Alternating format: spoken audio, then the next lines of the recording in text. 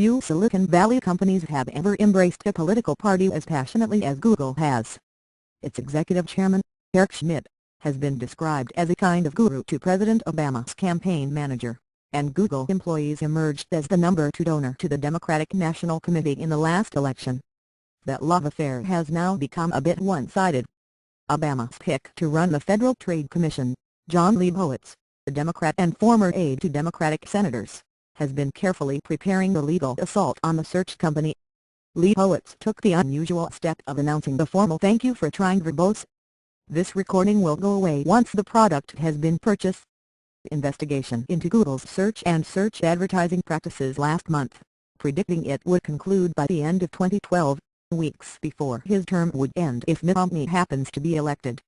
One report says Leibowitz, the Motion Picture Association of America's former lobbyist, wants the glory of being the regulator who takes on Google. The irony of this unrequited affection is that Google's employees and executives, including co-founder Sergey Brin, who donated $30,800 to the Democratic Party last year, likely would not be targeted if the Republican were inhabiting the White House. Republicans wouldn't think about "thank you for trying verbose. This recording will go away once the product has been purchased." Bringing a case against Google, says Robert Land, a professor at the University of Baltimore who specializes in antitrust law. Presidential party affiliation matters a lot in deciding whether to penalize companies like Google, Intel, and Microsoft, he says. Romney has signaled that he's far more willing to let competitors fight it out in the marketplace.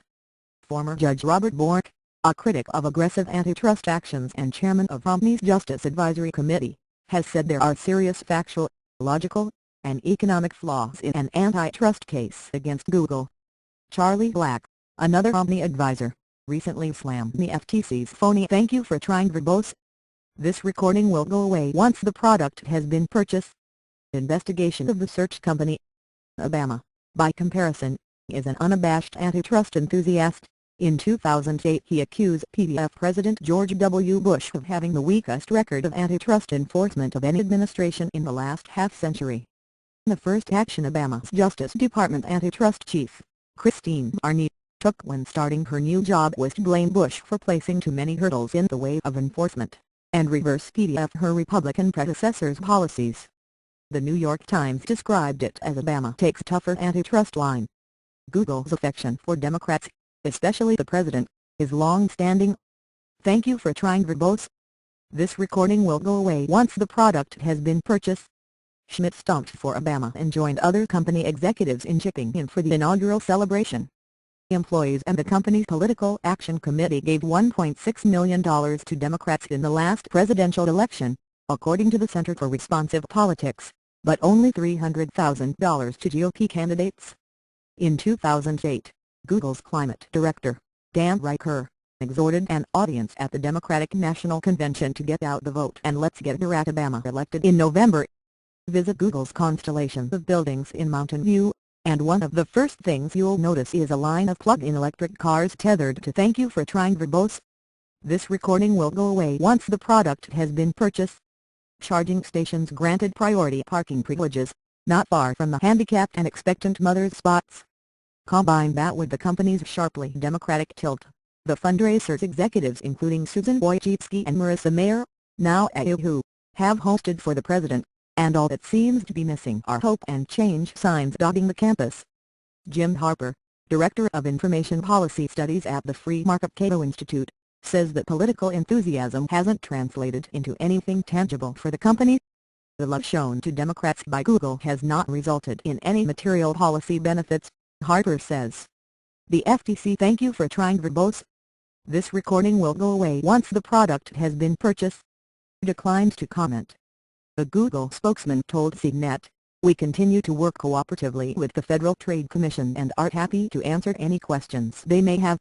The repeat of Microsoft. Just as Google placed its headquarters in the bright blue enclave of Silicon Valley, Microsoft located its just outside the bright blue enclave of Seattle. In the 1990s, its employees and executives regularly gave more to Democrats than Republicans, in some elections by as much as a 3-to-1 margin. But a funny thing happened after a Democratic administration slapped Microsoft with a massive antitrust lawsuit. "Thank you for trying verbose.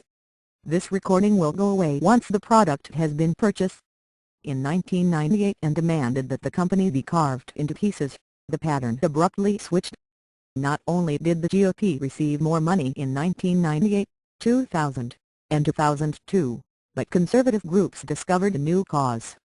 Americans for Tax Reform fired off a press release titled "Taxpayers Protest the Antitrust Vendetta Against Microsoft," and the Heritage Foundation dubbed it the financial equivalent of state terrorism.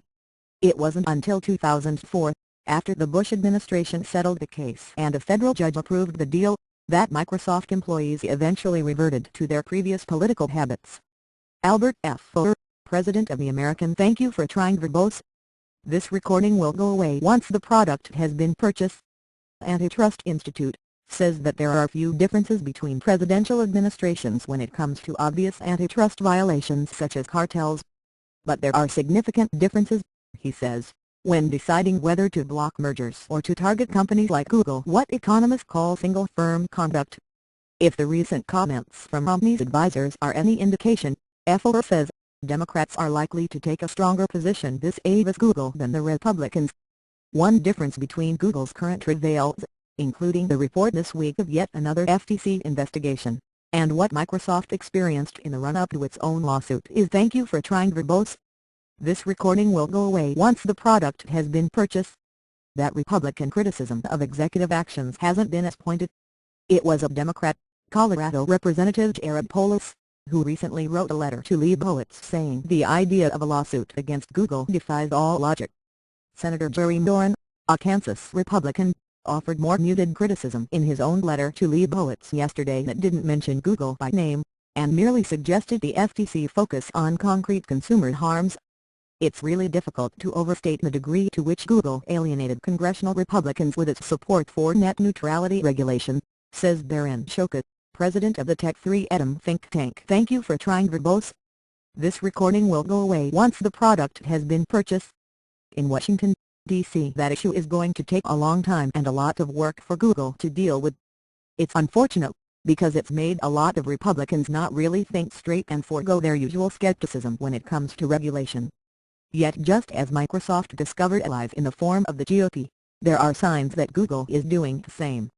It replaced its outgoing lobbyist, Alan Davidson, an attorney and computer scientist who once worked in the Clinton administration, with a Republican ex-congresswoman. Its PAC gives precisely the same sums to both major. Thank you for trying verbose. This recording will go away once the product has been purchased. Parties and its chief executive, Larry Page, went from writing a check to help pay for Obama's inauguration to not giving to any candidates this time around. On the other hand, the Bay Area remains politically Democratic, with a strong streak of cultural libertarianism, and its engineers and executives tend to be hostile to conservative views on abortion and gay marriage. Until, of course, the Democratic administration's antitrust attack becomes an existential threat. Says Harper, who grew up a few miles from Google's headquarters, Republicans have decided prematurely that Google is not a friendly company. They really should thank you for trying verbose. This recording will go away once the product has been purchased. Put Google back into the gettable category.